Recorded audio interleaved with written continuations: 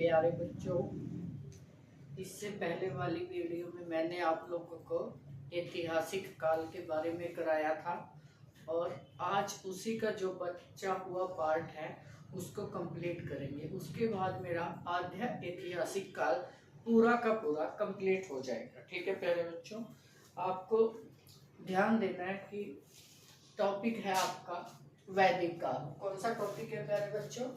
वैदिक काल। कौन सा है? वैदिक काल। और आर्यों का मतलब था सर्वश्रेष्ठ कुलीन। क्या था बेटा?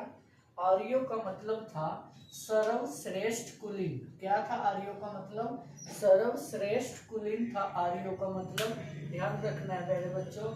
और वैदिक सभ्यता का पालना, वैदिक सभ्यता का पालना हरियाणा को बोला जाता है। ये क्वेश्चन बार बार एचएससी में रिपीट होता रहता है कि वैदिक सभ्यता का पालना किसको बोला जाता है? वैदिक सभ्यता का पालना बोला जाता है किसको बेटे? हरियाणा। किसको बोला जाता है? हरियाणा को। और वैदिक सभ्यता की उत्पत्ति कहाँ से हुई है बेटा? वैदिक सभ्यता की उत्पत्ति पेवा और कुरुक्षेत्र से हुई है। कहाँ से हुई है वैदिक सभ्यता की उत्पत्ति? पेवा और कुरुक्षेत्र से वैदिक सभ्यता की उत्पत्ति हुई है। और वैदिक सभ्यता का पालना हरियाणा को बोला जाता है। ठीक है प्यारे बच्चों। उसके बाद डॉक्टर मैक्स मुलर के अनुसार आर्यों की उत्पत्ति, डॉक्टर मैक्स मुलर, कौन बेटा? डॉक्टर मैक्स मुलर के अनुसार आर्यों की उत्पत्ति कहाँ से? मध्य एशिया में हुई। आर्यों की उत्पत्ति कहाँ पे हुई? डॉक्टर मैक्स मुलर के अनुसार मध्य एशिया से आर्यों की उत्पत्ति मानी जाती है। ठीक है प्यारे बच्चों।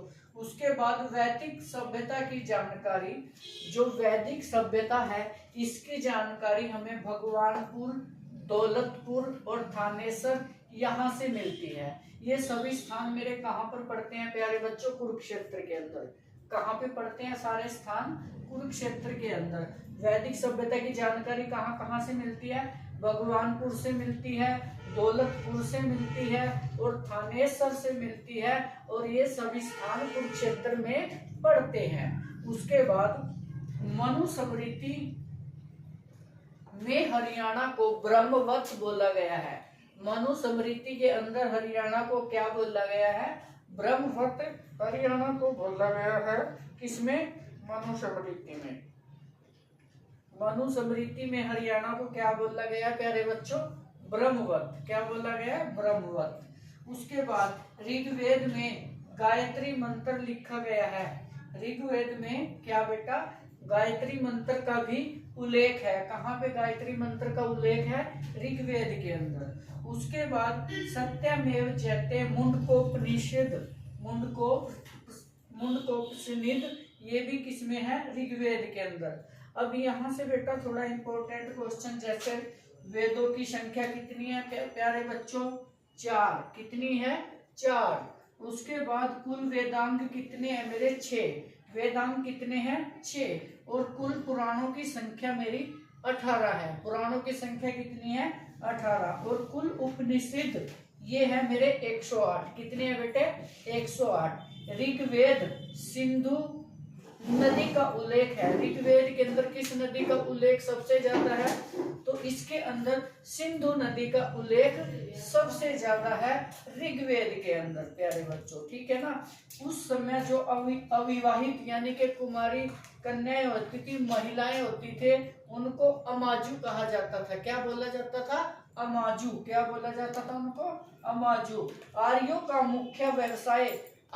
मुख्य व्यवसाय था पशुपालन। क्या था प्यारे बच्चों? आर्यों का मुख्य व्यवसाय पशुपालन करना आर्यों का मुख्य व्यवसाय था। ठीक है बेटा।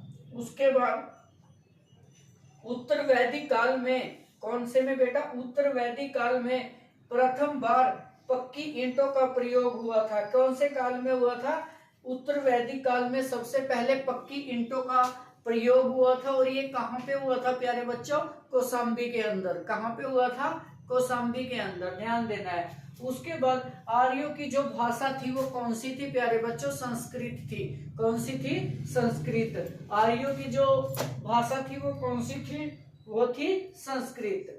आर्यों का जो प्रिय देवता था कौन था? वो इंद्र। कौन था बेटा? इंद्र। और उसके बाद ऋग्वेद में दूसरा देवता अग्नि को माना गया है। किसको माना गया है?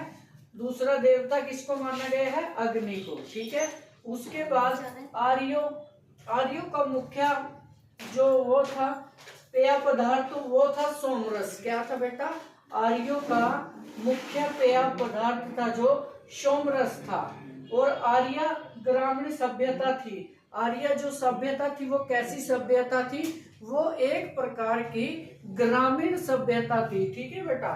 उसके बाद आर्यों का प्रिय पशु ये बेटा घोड़ा होता था। कौन सा होता था आर्यों का प्रिय पशु? घोड़ा। ध्यान रखना है, आर्यों का प्रिय पशु घोड़ा था। ठीक है बेटा। ऋग्वेद में हमारे 10 मंडल आते हैं। कितने मंडल आते हैं? 10 मंडल ऋग्वेद में। और ऋग्वेद में सरस्वती नदी का बहुत महत्व माना जाता है, सर्वश्रेष्ठ महत्व माना जाता है। ऋग्वेद के अनुसार हरियाणा भी सरस्वती नदी के किनारे बसा हुआ था। अब जो सरस्वती नदी है लुप्त हो चुकी है। और ये कहाँ से निकलती है प्यारे बच्चों? इसका उद्गम स्थल होता है यादवद्री यमुनानगर में है प्यारे बच्चों। वहां से हमारी सरस्वती नदी निकलती है। ठीक है। उसके बाद महाभारत और रामायण को महान काव्य माना गया है।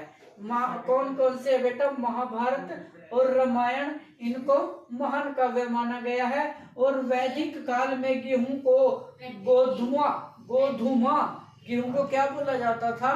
गोधुमा। गेहूं को वैदिक काल में गेहूं को गोधुमा बोला जाता था। और वैदिक काल में तांबे धातु का प्रयोग किया जाता था। प्रथम बार कौन सी धातु का प्रयोग किया गया था? तांबे धातु का प्रयोग किया गया था। वैदिक सभ्यता के लोगों ने लोहा धातु की खोज की थी। वैदिक सभ्यता के लोगों ने एक महत्वपूर्ण खोज की थी। इन्होंने किसकी खोज की थी? लोहा धातु की खोज की थी। ठीक है बेटा। और वेद का मतलब होता है ज्ञान। क्या होता है बेटे? जैसे मैं कल पढ़ाया था 4 हमारे वेदों की संख्या कितनी है? 4। ठीक है ना बेटा। और इन वेदों का मतलब होता है ज्ञान। क्या होता है बेटे? ज्ञान होता है। और वैदिक सभ्यता आधारभूत इकाई कुटुंब था। वैदिक सभ्यता की जो आधारभूत इकाई थी वो क्या था? कुटुंब था। ठीक है बच्चे। और गायत्री मंत्र की रचना किसने करी थी? विश्वामित्र ने। किसने करी थी प्यारे बच्चों गायत्री मंत्र की रचना? ये करी थी विश्वामित्र ने। Thank you so much dear students.